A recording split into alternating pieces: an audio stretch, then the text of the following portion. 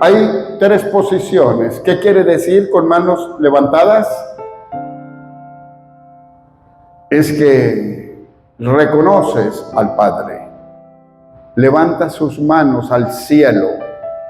Levanta sus manos en rendición a Él.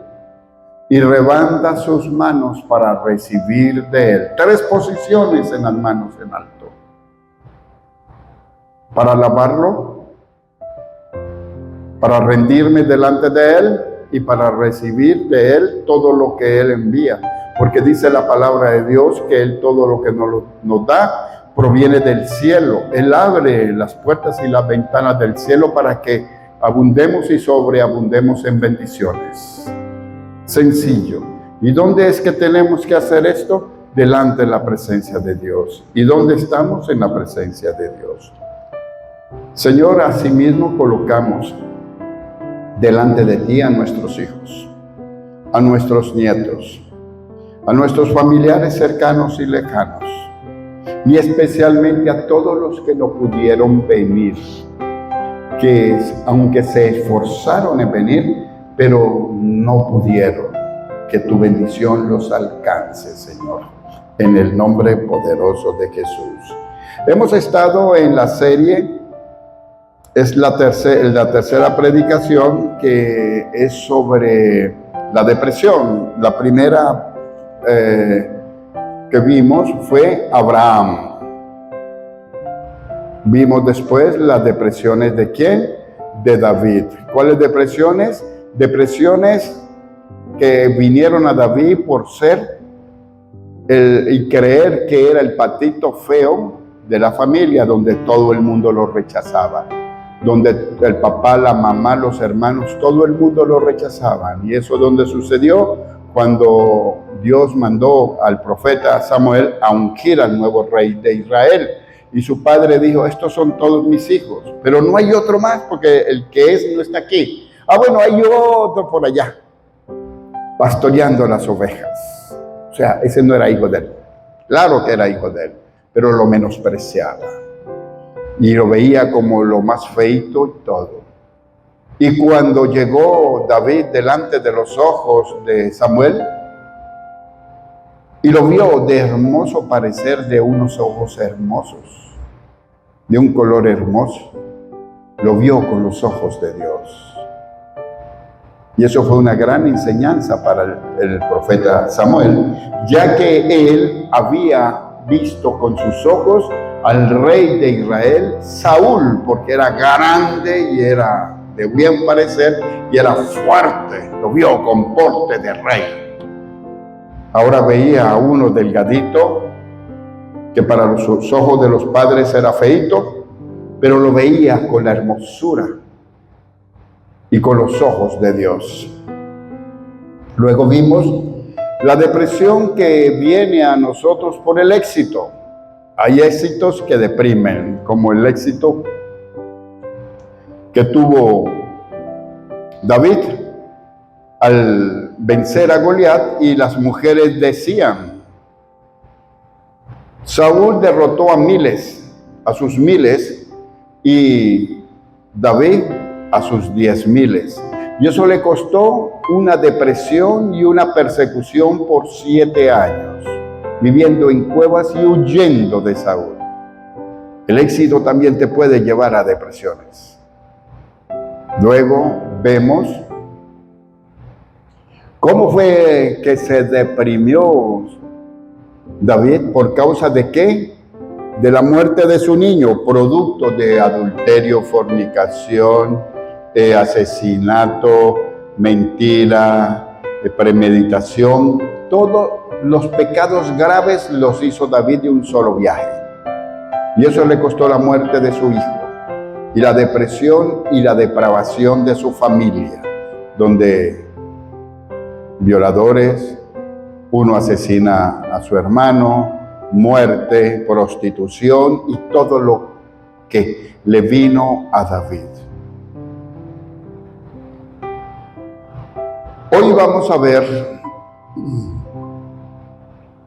depresión de David por no querer enfrentar a su hijo. Hay muchos padres que se deprimen porque ven la altivez y la arrogancia, la prepotencia, la grosería, desobediencia y rebeldía de sus hijos. Ven cómo sus hijos no son lo que ellos criaron, sino que sus hijos se desviaron del buen camino y de la buena enseñanza. Y se torcieron y se fueron al malandraje, se fueron al mundo, se fueron a los vicios, se fueron a todo aquello. Y los padres toman una depresión, viven una depresión por eso, por ver que esos no eran los hijos que quería, pero esos son los que se formaron. ¿Cómo se formaron? Por causa del mismo padre, por las enseñanzas, las solturas, las libertades, y haber sido concupiscente con los hijos. Luego sufren una depresión, que es una depresión interna donde no la sueltan, donde ellos se confrontan y qué fue lo que yo hice para tener este hijo así. Tienen que sincerizarse, fui demasiado. Hay problemas en los padres que nosotros como padres queremos que nuestros hijos no sufran lo que nosotros sufrimos y comenzamos a darle todo a ellos, a ser espléndidos y no tener límites con sus hijos. Y esos hijos, ¿qué es lo que sucede? Se extralimitan de los límites y entonces comienzan a andar con malas personas, pero usted tiene que ser un veedor con quién está andando su hijo, porque su hijo va a ser lo que con quien está andando. Y entonces nosotros vemos que tiene malas juntas y esto y usted no lo para, y si usted no lo para va a tener un grave problema.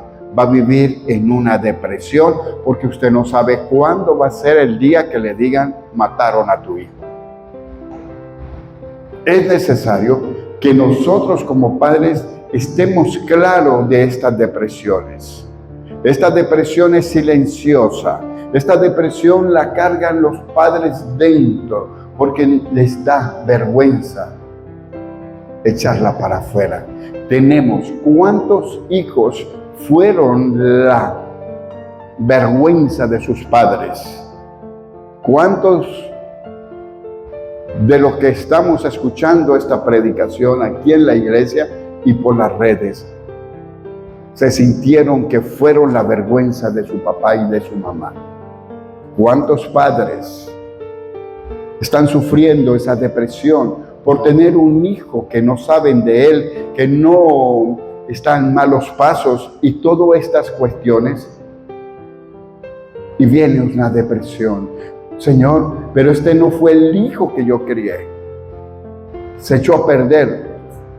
Padre, él se echó a perder porque usted le dio una libertad extra que no le debió haber dado nunca. Simplemente no hiciste tu papel de buen padre. Y tienes que acarrear con todo esto, pero para eso y para redimir a ese hijo, usted debe reconocer primero ese tormento que está en el corazón, porque usted sabe que lo que está haciendo su hijo no está bien y usted debe orar a Dios para que lo libere. No le pida a Dios que lo proteja, pídale a Dios que lo libere de esa influencia. Yo soy tu hijo, yo soy tu hija. Señor, libérame de esta depresión que tengo y esta angustia en mi corazón. Corrige el camino de mi hijo, corrige el camino de mi hija, Señor, para que no esté mi corazón siempre a la expectativa de una mala noticia. Usted puede, sacando esa depresión de usted va a ayudar a corregir la vida de su hijo. Pero usted tendrá que reconocer primero que usted tuvo el control de su hijo como Dios se lo dio y usted no lo ejerció. Por eso es que es necesario estudiar la Biblia desde el principio, porque lo que usted está viviendo ahora es consecuencia del principio. Mucha gente quiere empezar a estudiar desde ahora de lo que está viviendo. Sí, estamos en la gracia, pero yo necesito saber el por qué tuvo que venir la gracia. porque tengo que ir a mis raíces, tengo que ir al principio, tengo que ir al pecado de mis primeros padres. No puedes obviar nada, tienes que ir al principio del principio para poder llegar a la buena conclusión del porqué de lo que vives ahora. Si no lo haces, siempre estarás sufriendo porque no tienes la verdadera respuesta. Todo tiene una raíz, todo tiene un porqué. Vamos a ver en 2 de Samuel 15, del 13 al 18. Aquí vemos cómo viene una depresión a David por no haber querido enfrentar a su hijo, por no haber querido enfrentar la verdad de la verdad, por no haber querido enfrentar a su hijo. ¿Por qué? Porque no es que él le tenía miedo, era su hijo. David era muy respetuoso de la unción y de todo según el corazón de Dios. Por eso se le dice que David, un hombre conforme al corazón de Dios, prefirió huir de su propio hijo para no enfrentarlo y tener que matarlo. Entonces vemos en el 2 de Samuel 15, 13 al 18. Y un mensajero vino a David diciendo: el corazón de todo Israel se va tras Absalón. Entonces David dijo a todos sus siervos que estaban con él en Jerusalén: levantaos y huyamos, porque no podremos escapar delante de Absalón. Daos prisa a partir, no sea que apresurándose él nos alcance y arroje el mal sobre nosotros y hiera la ciudad a filo de espada. Y los siervos del rey dijeron al rey: he aquí, tus siervos están listos a todo lo que nuestro señor el rey decida. El rey entonces salió con toda su familia en pos de él. Y dijo el rey, y dejó el rey 10 mujeres concubinas para que guardasen la casa. Salió pues el rey con todo el pueblo que le seguía y se detuvieron en un lugar distante. Y todos sus siervos pasaban por su lado con todos sus careteos y peleteos y todos los geteos, 600 hombres que habían venido a pie desde Gat, iban delante del rey. Entonces estos cereteos, pereteos eran descendientes de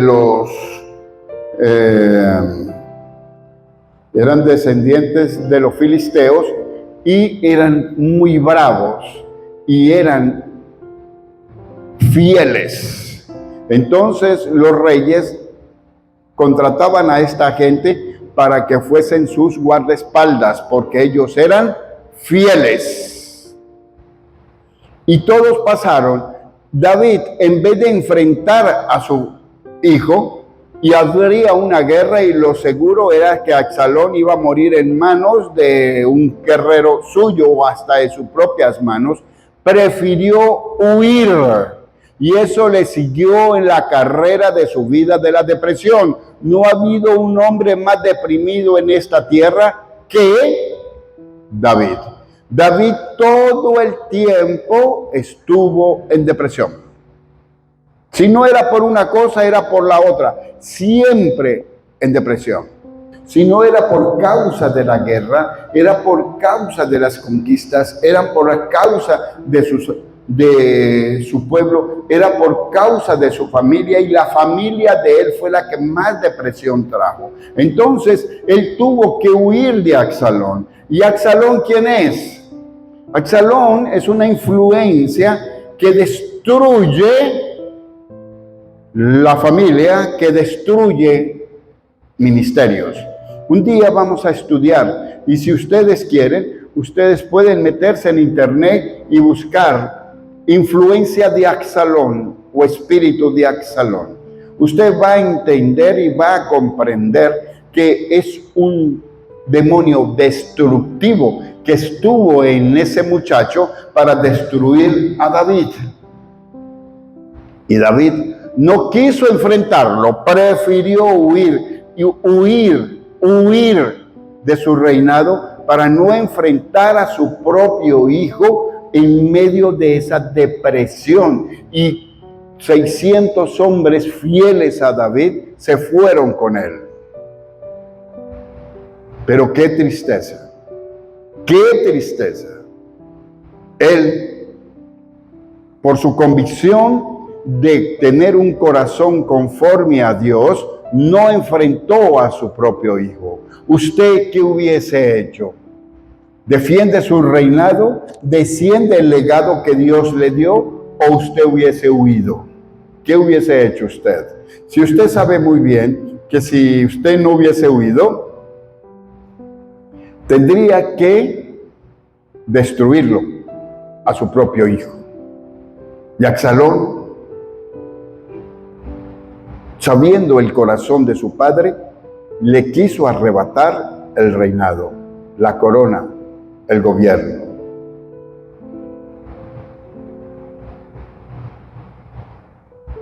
Cuando uno de sus hijos, cuando uno de las creaciones de Dios se levantó contra Dios en el cielo, ¿qué fue lo que hizo Dios?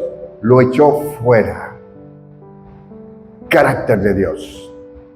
Lo echó fuera, porque en Dios todo es transparente.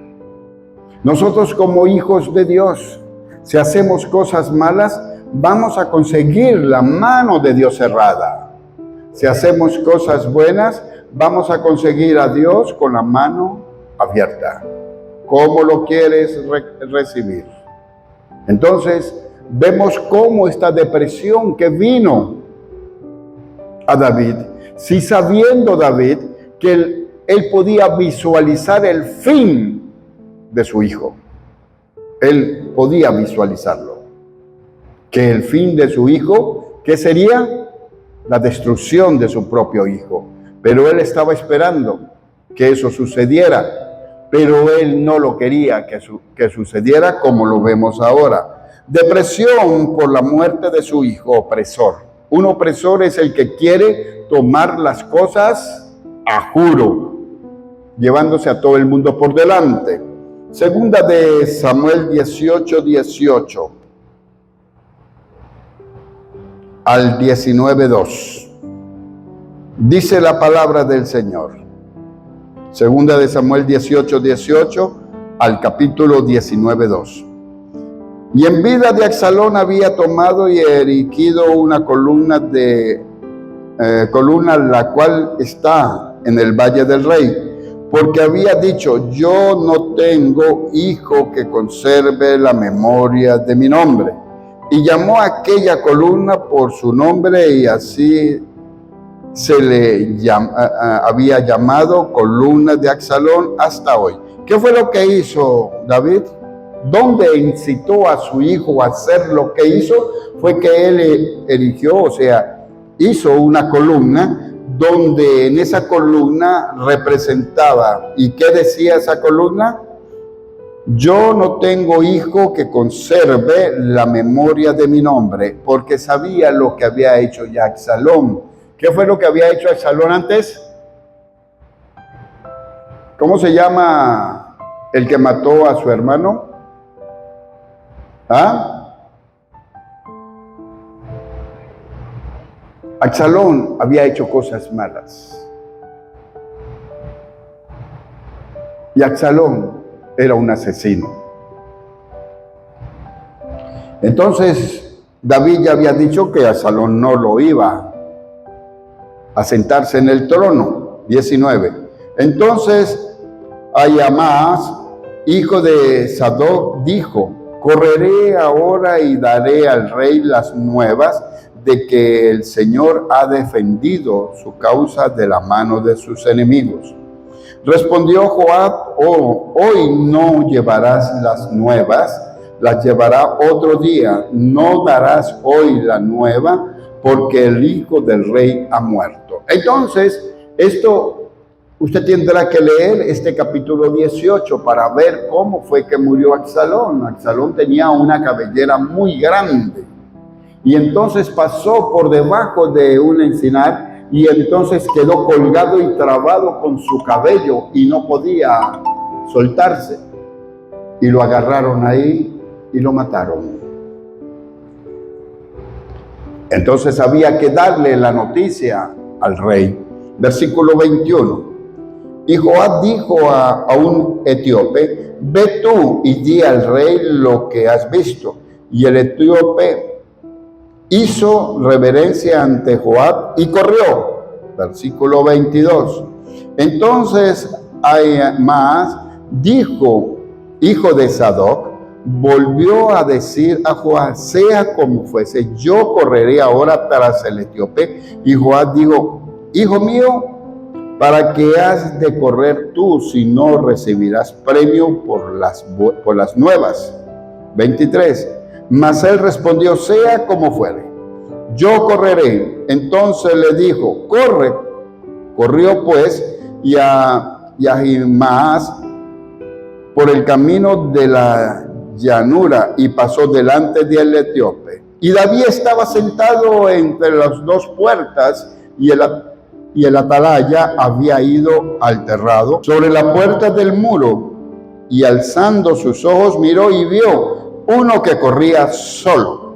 El atalaya dio luego voces, lo hizo saber al rey, y el rey dijo: si viene solo, buenas nuevas trae. Entonces vemos que vio el atalaya a otro que corría y dio voces el atalaya al portero. El atalaya estaba allá arriba en la torre, gritaba acá abajo al portero, el portero daba la orden de que le llevaran la noticia al rey. Y aquí otro hombre que corre solo. Y el rey dijo: este también es mensajero. 27. Y el atalaya volvió a decir: me parece el correr del primero como el correr de Ahimaas, hijo de Sadoc. Y respondió el rey: ese es hombre de bien, viene con buenas nuevas. 28. Entonces Ahimaas, dijo en alta voz al rey: paz. Y se inclinó a tierra delante del rey y dijo: bendito sea el Señor Dios tuyo, que ha entregado a los hombres que habían levantado sus manos contra mi señor el rey. 29. Y el rey dijo: el joven Absalón está bien. Y Ahimaas respondió: vi yo un gran alboroto cuando envió Joab al siervo del rey y a mí, tu siervo, mas no sé qué era. Y el rey dijo: pasa y ponte allí. Y pasó y se quedó en pie. Luego vino el etíope y dijo: reciba nuevas, mi señor el rey, que hoy el Señor ha defendido tu causa de la mano de todos los que se habían levantado contra ti. Y el rey entonces dijo al etíope: ¿el joven Absalón está bien?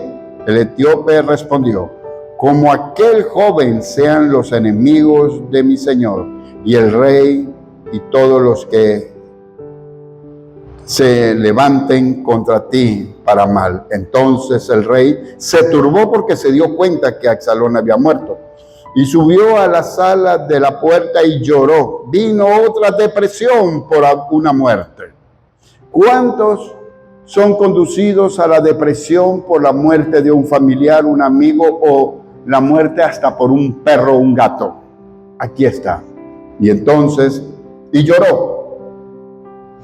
Entonces el rey se turbó y subió a la sala de la puerta y lloró, y yendo hacia sí, decía así: hijo mío Absalón, hijo mío Absalón, quien me diera que muriera yo en lugar de ti. Absalón, hijo mío, hijo mío. ¿Cuántos han sentido depresión por la muerte de un hijo, de un familiar? ¿Cuántos Una de las cosas y uno de los conductores de las depresiones más grandes es la muerte de un familiar. Recuerde que el final de la depresión es muerte. El final de la depresión es muerte. Satanás usa la depresión para llevar a mucha gente al suicidio. Satanás usa la depresión para llevar cautividad de espíritu y de alma a una persona para destruirla. El camino más corto para Satanás destruir a alguien es la depresión, porque en la depresión se olvidan y se van en contra de Dios. En la depresión viene solamente a criticar y a señalar a Dios, porque Dios no bendijo, porque Dios mató a mi mamá, porque no dicen que se murió ni que Él la llamó, sino por qué te la llevaste, por qué la mataste, por qué. Entonces en la depresión se le hace juicio a Dios. El grave problema está aquí en la depresión. Vas a hacerle juicio a Dios y te vas a meter en más problemas. Está bien que tú puedas tener una depresión porque pasó algo que tú no querías. Entonces no le llames depresión ni le des el lugar a la depresión, sino a un duelo, un luto. Ya, el luto de 7 días, 21 días, 30 días, 40 días, pero ya, suéltalo. No podrás hacer que tu mamá, tu papá regresen, un hijo, y que Dios nos guarde a todos nuestros seres queridos. Pero yo no tengo ni a mi papá ni a mi mamá aquí. Mi papá partió cuando tenía 15 años, mi mamá hace 2 años. Pero esa es la vida. Es que usted entienda que todos tendremos que pasar por ahí, pero la muerte no debe ser causa de depresión, sino de duelo. Un duelo mientras tú reaccionas, mientras tú te concientizas que vas a vivir con los recuerdos de tu viejita, con el recuerdo de tu viejito, de ese hijo. Vas a vivir, pero eso necesita un espacio de tiempo, pero no una depresión. Es la voluntad de Dios que pasen las cosas. Pero más aquí, sabiendo que Absalón, enfrentando a su propio padre y todo el ejército de David queriendo matar a Absalón, que iba a suceder, de modo pues que él sabía lo que iba a acontecer, porque David estaba huyó mucho tiempo de su propio hijo, por lo malo que había hecho. Cuando estudiemos la influencia de Absalón, usted se va a dar cuenta que Absalón le va a querer matar los sentimientos por la familia, le va a querer matar los sentimientos por la iglesia, el amor por Dios, le va a querer matar todo. Uno de los demonios más tenaces contra los ministerios es Absalón. Se le llama así porque operó en él. De modo que aquí David, ¿qué fue lo que dijo? ¿Quién pudiera dar yo mi vida para que mi hijo no muriese? Hijo mío, Absalón, hijo mío, Absalón, ¿quién me diera que muriera yo en lugar de ti? Absalón, hijo mío, un dolor desgarrador desde el corazón. Y él tuvo que aprender a vivir. Y estuvo con esa depresión. Vivió con esa depresión de la muerte de su hijo. Luego, vemos ahí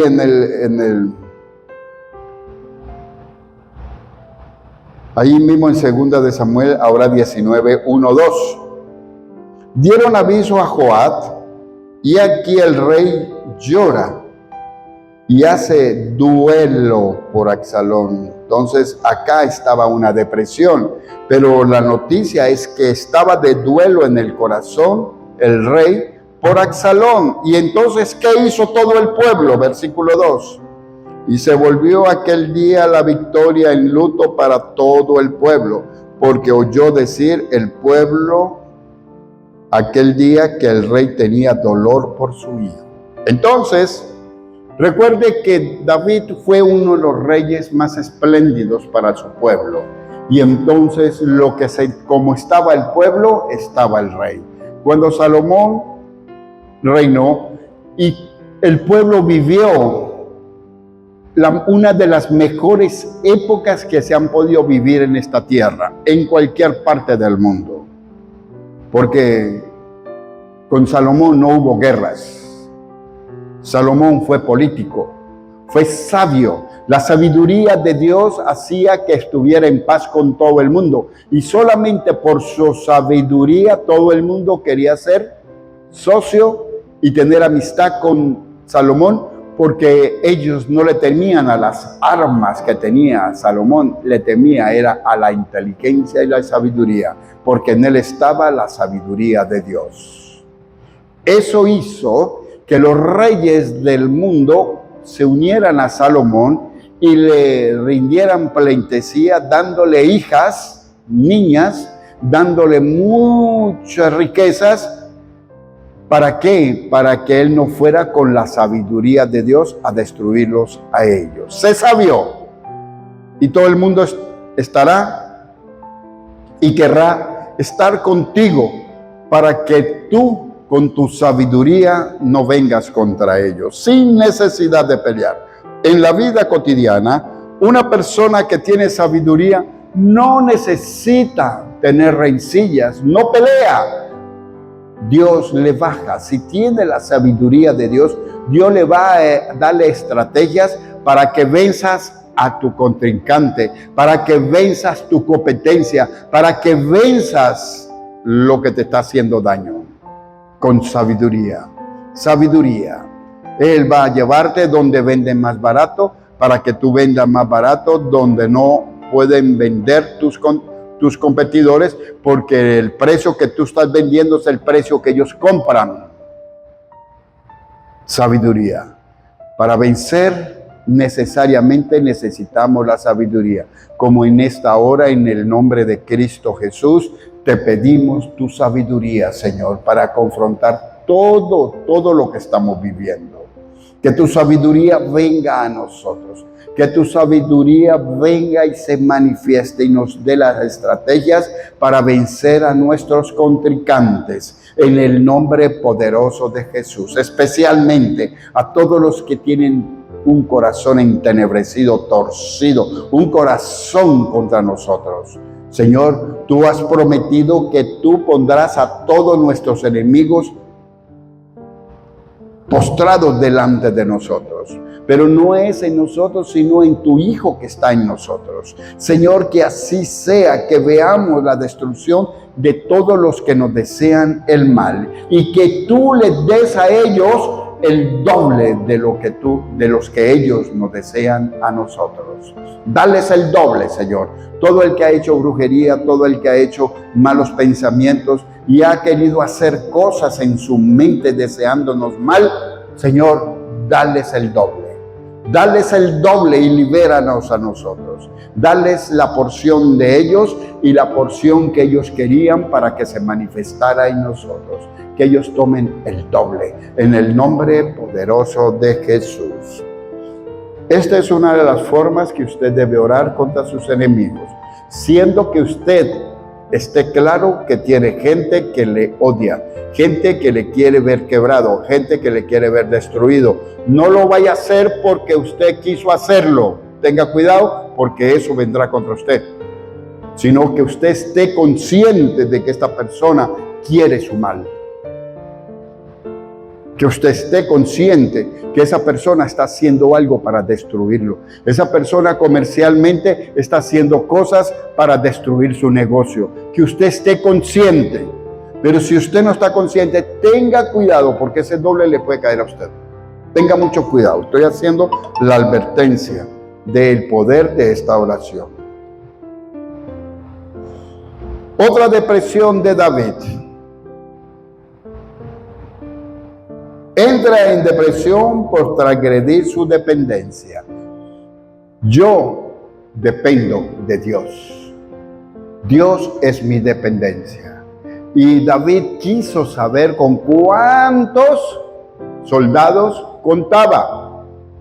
Quiso saber cuánto poder tenía. Y eso le costó muchos muertos. Una destrucción, el gran pecado de David. Muchos creen que fue el adulterio. No. El haber matado tanta gente, no. El gran pecado de David contra Dios fue ir contra su dependencia. Veámoslo. Segunda de Samuel 24, del 10 al 19. Tienes que estudiar, leer bien este capítulo para que lo puedas entender. Segunda de Samuel 24, 10 al 19. Después que David hubo censado al pueblo, le pesó su corazón. Después que David hubo censado al pueblo, le pesó en su corazón y dijo David al Señor: yo he pecado gravemente por haber hecho esto, mas ahora, oh Señor, te ruego que quites el pecado de tu siervo, porque yo he hecho muy neciamente. Entonces usted debe estudiarlo bien para que usted lea que ahí mismo en el capítulo 24 dice que el diablo entró en David. Vamos a buscarlo más atrás del segunda de Samuel 24. Vamos a verlo para que estemos bien claros cómo fue, porque de Dios, y un hijo de Dios voluntariamente no hace esto. Tiene que haber entrado el diablo. Tiene que haber venido una manifestación diabólica. Entonces vemos aquí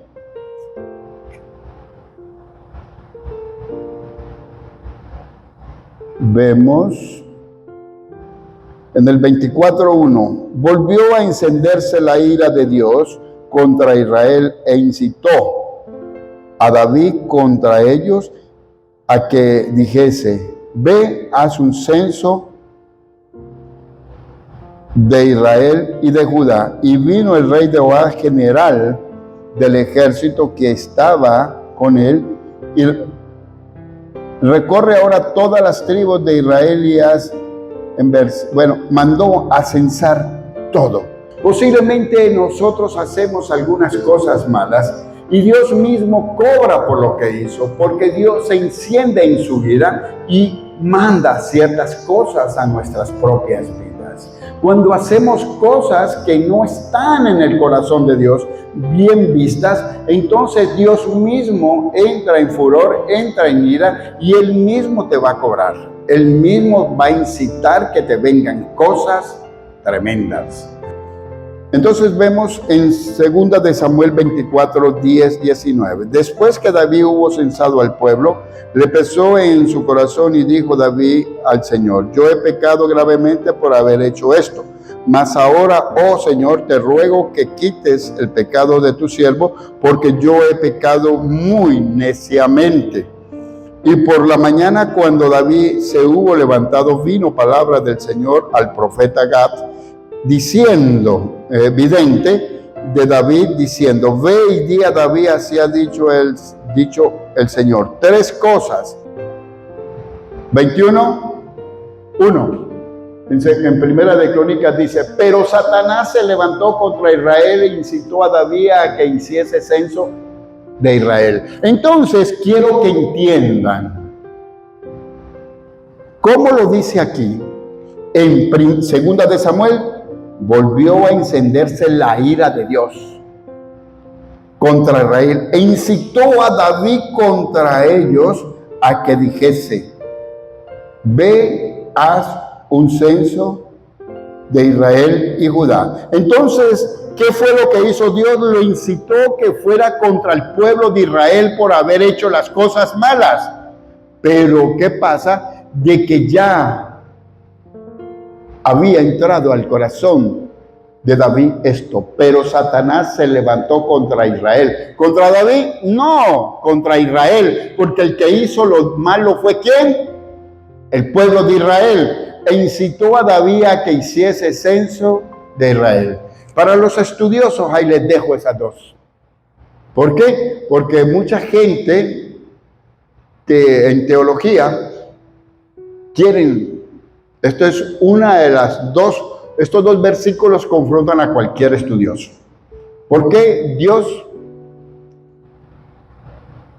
al molestarse Dios, al encenderse su ira contra Israel, incitó a David? ¿Por qué? Porque Israel se levantó contra Dios. Y aquí Satanás toma derecho. Porque Israel se levantó contra Dios. No es que Satanás vengue lo que nosotros hacemos mal. No, es que lo que nosotros hacemos mal le da derecho a él a obrar en nosotros. ¿Ven? Entonces Dios se molestó con el pueblo de Israel, pero incitó a David a hacer eso. Pero Satanás vino contra el pueblo de Israel por haberlo hecho. Entonces, teológicamente usted tiene que estudiar esto. Sigamos. Ya lo pusimos en claro, ¿verdad? Entonces Dios, en el versículo 12, donde estábamos, dice, pedí a David, así ha dicho el Señor.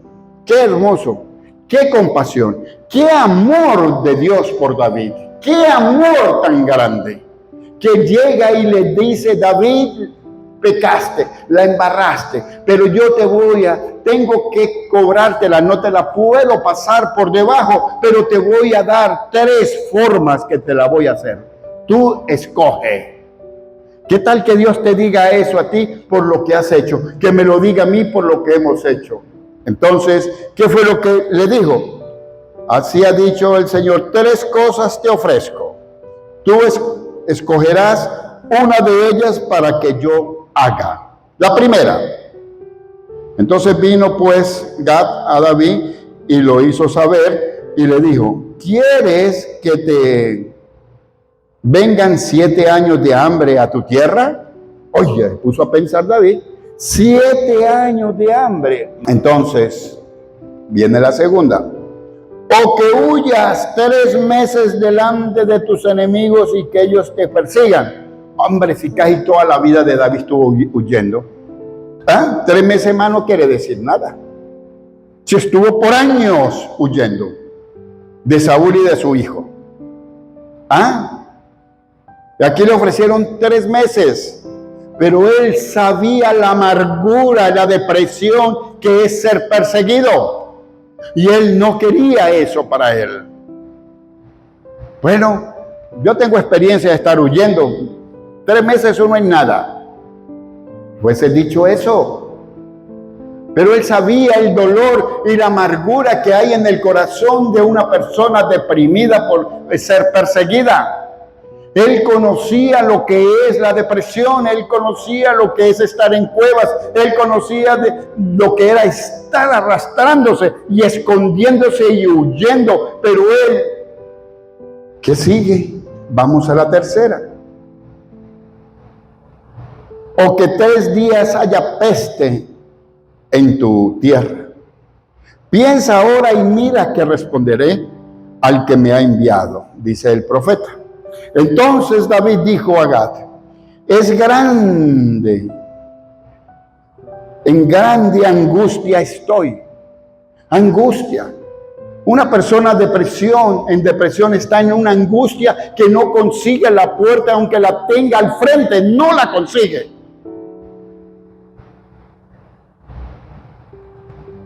Caigamos ahora en manos del Señor, porque sus misericordias son muchas, mas no caiga yo en manos de hombres. Imagínese usted, digo, bueno, ni hambre, porque eso es mucho tiempo, ni que me persigan 3 años porque tengo la experiencia de qué es eso. No quiero volver a tener depresión, no quiero estar como he estado toda mi vida, Decía David, me parece escucharlo, no quiero saber nada de eso, nunca más de la depresión, no quiero saber, no quiero estar otra vez, tener que meterme en cuevas, meterme en una habitación a oscuras, no quiero. Eso es la forma en que una persona debe hacerlo por ya haber vivido una depresión. Recuerde, la depresión es como una ACV. Se dio la primera vez y usted no sabe cuándo le va a volver a repetir. Pero que le va a repetir, le va a repetir. O puede ser el motivo que se lo lleve. El que es picado por una ACV, usted tendrá que modificar totalmente su vida porque es la única forma de preservar la vida. Del resto, olvídelo que la ACV vuelve. Y David conocía ese dolor tan grande de la depresión. David sabía y él no quería. David sabía lo que era el hambre y él amaba demasiado al pueblo para que tuviera todos esos años de hambre. Pero también él lo que más conocía y lo que más terror le daba era tener que volver a huir. Le daba terror pensar que tenía que volver a huir. Entonces, ¿qué fue lo que dijo? ¿Qué dice? Caigamos ahora en manos del Señor porque sus misericordias son muchas. Él conocía el corazón de Dios y que si caían en esa desgracia de 3 días, Dios iba a tener misericordia, porque en el momento de que usted está en la desgracia, usted debe acordarse de Dios y clamar por su misericordia, y su misericordia cortará lo que usted esté mal viviendo. El problema es que cuando estamos en una mala, no queremos ni mencionar a Dios porque le echamos la culpa a Él de lo que nos está sucediendo. Y sin saber que es la única salida que hay. Él dijo aquí, pensó, razonó. Está bien, caigamos ahora en manos del Señor, porque yo sé que sus misericordias son muchas. Y Él va a tener misericordia de nosotros. Él no va a cumplir todo eso porque voy a clamarle a Él. Y yo conozco el corazón de Dios. Conozco cómo Dios nos ama. Conozco no la debilidad de Dios, sino el amor de Él. Y sé que voy a entrar en su presencia y voy a clamarle. Y sé que Él me va a oír y va a acabar con este flagelo contra el pueblo. Entonces, mas no caiga yo en manos de los hombres. Él no quería volver a ir a cautividad. Él no quería volver a ir a huir a la depresión. Él no quería más eso. Y Él lo hace bien claro aquí. No quiero caer en manos de hombres. No quiero tener que huir de nadie. 15. Y el Señor envió la peste sobre Israel desde la mañana hasta el tiempo señalado. Y murieron del pueblo desde Dan hasta Beerseba 70,000 hombres.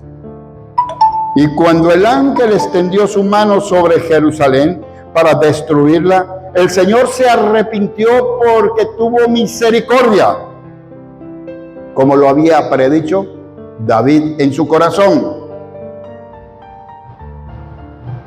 El Señor se arrepintió de aquel mal y dijo al ángel que destruía el pueblo: ¡basta ya! ¡Detén tu mano! Y el ángel del Señor estaba junto a la era de Arauna, Jebuseo. Y David dijo al Señor, cuando vio al ángel que destruía el pueblo: yo pequé. Yo hice la maldad. Aquí es donde tú tienes que salir de la depresión. Reconoce lo que hiciste. Y si alguien te hizo algo malo y tú caíste en depresión, perdónalo. Pero tú reconoce que el que te hizo algo malo, tú diste el lugar para que te lo hiciera.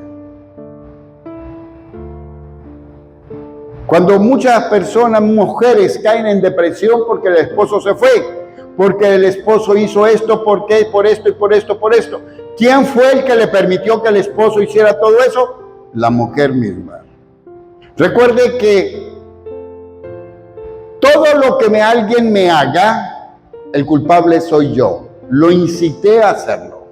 Nadie por sus propios medios se va a meter un cuento contra mí si yo no he hecho algo, porque yo soy el que siembro. Yo siembro y lo que siembro recojo. Si alguien viene contra mí es porque yo hice algo. De repente hay gente y se viene en contra de alguien porque, y bueno, ¿y tú por qué has cambiado tanto conmigo? Tú éramos bien, lo que pasa es que a mí me molestó cuando como tú me miraste. ¿Cómo? Tú me miraste mal. Pero cuando estábamos allá y esto de aquello y tú me miraste o tú pasaste al lado mío y no me viste. No me di cuenta. Y por eso te conseguiste un gran enemigo. Todo lo que venga es porque lo sembré. Pero es que yo no he hecho nada. ¿Y qué pensaste tú? ¿Tú recuerdas lo que pensaste? ¿Recuerdas lo que le deseaste a alguien? Estas son las consecuencias. El problema es que nosotros no queremos entender esto, de que nosotros somos los que sembramos y nosotros somos los que tenemos que recoger. Una mala mirada o una mirada inocente que de repente hiciste una mala ademán y esa persona vio que era contra él. El diablo se lo puso. Ahí lo leímos ahora, que el diablo tomó derecho para ir contra David y Dios también. ¿Qué tal? Entonces, nada de lo que venga a ti es gratis. Tú lo propiciaste. Bien, entonces sigamos.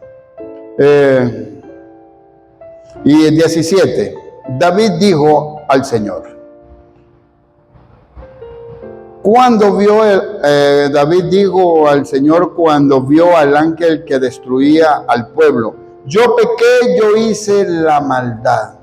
Aquí reconoce como David: yo pequé, pero yo no me di cuenta que te miré mal, porque yo no me acuerdo. Que tú pasaste al lado mío, yo pasé al lado tuyo, yo no te vi. Cosas del diablo.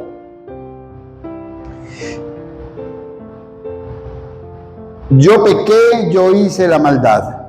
¿Qué hicieron estas ovejas que te ruego que tu mano se vuelva contra mí y contra la casa de mi padre? Y Gad dijo a David aquel día, y le dijo: sube y levanta un altar al Señor en la era de Arauna a Buzeo. Entonces, ¿qué es lo que va a hacer usted? Usted va a levantar un altar. En su habitación, en su baño. ¿Dónde vas a levantar el altar? Es en el suelo. Te vas a postrar, te vas a poner la frente en el piso, te vas a acostar boca abajo, en lo más bajo que tú puedas estar, en la tierra, pegada a la nariz de la tierra, humillándote, reconociendo lo que tú hiciste. Ese es levantar un altar en nosotros en este tiempo. No es que vas a tener que hacer un poco de piedras, traer un poco de piedras para tu cuarto, para tu casa. No, el altar en este entonces es que tu cabeza debe estar pegada al piso.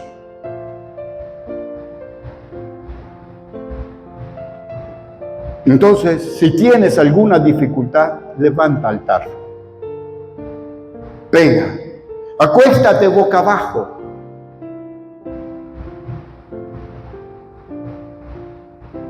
Con la cabeza pegada al piso. Y clama ahí. Ese es el altar que Él está exigiendo en este entonces. 19. Y subió David conforme al dicho de Gad, según había mandado el Señor.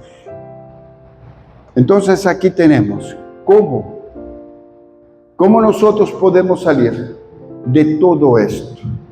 Cómo el Señor nos da cómo salir de toda estas influencias. Recuerde que usted puede ser que usted no haya pecado. Y le doy gracias a Dios por lo que está colocando en mi corazón en la enseñanza. Puede ser que usted no haya pecado, pero Volvemos al 24:1. Lo tenemos 24:1. Dice la palabra del Señor. Volvió a encenderse la ira del Señor contra Israel e incitó a David contra ellos a que dijese: ve, haz un censo de Israel y de Judá. Dios mismo lo incitó a que hiciera algo contra él mismo, para tener un motivo de castigar al pueblo de Israel. ¿Qué tal? ¿Qué sabes tú si Dios mismo hará que una persona te vea, que vea que tú lo viste mal, que le pasaste al lado y no lo saludaste y por eso se vino en contra tuya? Por causa de que esa persona está haciendo algo malo contra Dios y Dios te está usando para activar, para ir en contra de esa persona. Ahí les dejo para que lo mediten.